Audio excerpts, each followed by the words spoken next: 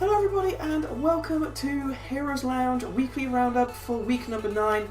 This week is going to fit in a slightly different format because we're not going to cover every single match and interesting thing that's been going on this week, because of course this week is the last week we're going to get one of these vlogs for this season, and we are here to talk today primarily about ranking and seeding for the playoffs. This is our primary focus this week.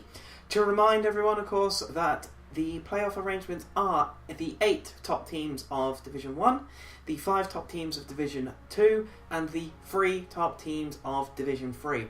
Everything now at this point is pretty much just rank and seeding. The ranks in your respective division indicates who you will be going up against. For example, the number 1 rank of Div 1, which currently is No Trick Ponies, will be going up against position 3 of Division 3 for the first round of the playoffs, as an example. Other seedings are in effect, but at this point we're pretty much looking at seedings. So this is what we're going to be discussing today. Straight in with Division 1. The No Trick Ponies, which are last season winners, they are currently sat at rank 1. They won last Saturday, confirming their top of the table against Blame the Healer with a 2-1 victory, and also won 2-1 against Infinite Esports this week. So they're top of Division 1 with a 9-0 record, which is very impressive and fully worthy of the champions. Fat 5, the absolute monster created by Epic Source, is currently sat at position ranking 2. This is made by MapScore.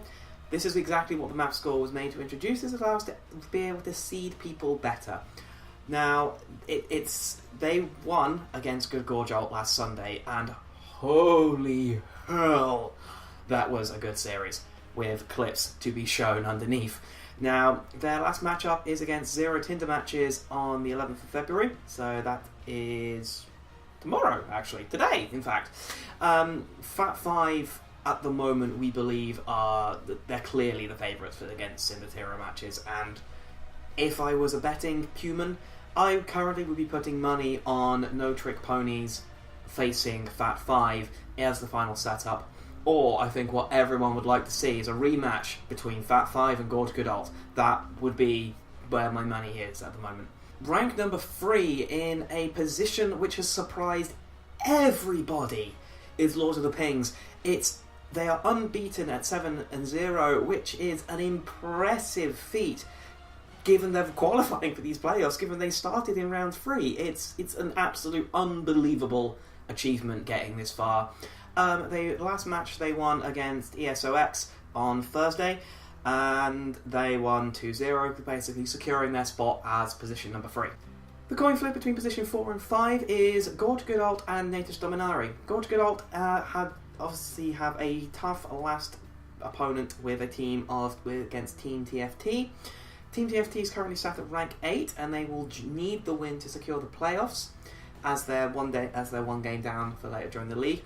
Natus Dominari is going against Throw the Advantage. That is happening on Monday. Natus Dominari, according to Babylon, are the clear favourites for that game, but also Throw the Advantage can't get into the playoffs anyway, so they could be going for an upset. They could go for... We could still see upsets. You never know. 6 and 7 is a coin flip currently between Fastad Still Bugged and Gaming the Rhythm. Fastad Still Bugs are going up against the Jaywalkers. No ETA yet. Gaming the Rhythm are going up against Kia Corp Misclick on Wednesday the 13th. Positions 6 and 7 of Division 1 are separated between Fastad Still Bugged and Gaming the Rhythm. Fastad Still Bugged are going up against the Jaywalkers at some point this week. There's no ETA yet. And Gaming in the Rhythm are going up against QOB Misclick on Wednesday the 15th. Both Fastad and Gaming in the Rhythm need this win to secure the playoffs. If James Baker and Blame the Healer win their matches, and Gaming the Rhythm, Fastad Still Bugged, or Team TFT loses their games, then there will have to be tiebreakers for spots 6 and 8. So depending on those matchups, we could get very interesting tiebreaker games for the Division 1 playoffs. So that kind of rounds things off for for us for the current standing. Moving on to Division 2, and with Division 2 being significantly more even than the other two divisions, this one's actually kind of a lot smaller, unsurprisingly, with the rest of us. Fro Inc, Team Solid and Starboys are the clear favourites for Division 2, as they're heavily favoured in their last matchups to allow them to win and go 8-1 for the playoffs. Insiders are also currently sat at 7-1, drawing with Fro Inc and Team Solid. However, because they have missed a game somewhere in the season, then they are entirely reliant on everyone else's placements and match results to actually stay in the alignment in the playoffs. It also been an upset. Donna Fedora's lost against Galinero, a team which managed to join actually in round 8. So again, thank you guys very much for joining in. The number of teams we've had joining over this season is remarkable. It's incredible. So all of you new teams, we know you don't have a spot in the playoffs. You can't, just maths doesn't allow you to get in there, but we love the fact you guys are joining in. So please just keep fighting and throwing your weight around and proving your worth. So Donna Fedora's lost against Galinero, which means Donna Fedora's have to be a little bit careful. They have to hope that QOB Pyrotap and the Mad Scientists will lose their matches. Otherwise, we've got 4 teams in Division 2 that all have 7 wins and will be going for their playoffs. Mad Scientists are going to go up against Calm Sensible Gaming. There's no ETA for that. And they won against the Aberfurs on Thursday. Pyrotap are going also against Aberfurs on Monday, and then Nightmare on Wednesday. So the final spots, again, for all divisions, we're not going to see final results until at least Wednesday next week. But, as we say, those current top teams, Fro Inc, Team Solid and Starboys, look pretty much in there. It seems to be a coin flip between Donna, Fedoras and Insiders for position 3 and 4, and there are a couple of other teams in the running there. Division 3, grand rigging happened. So, to this week, it just happened, we saw the 6 remaining unbeaten teams matched up against each other in what I can only describe as an act of epic sauce.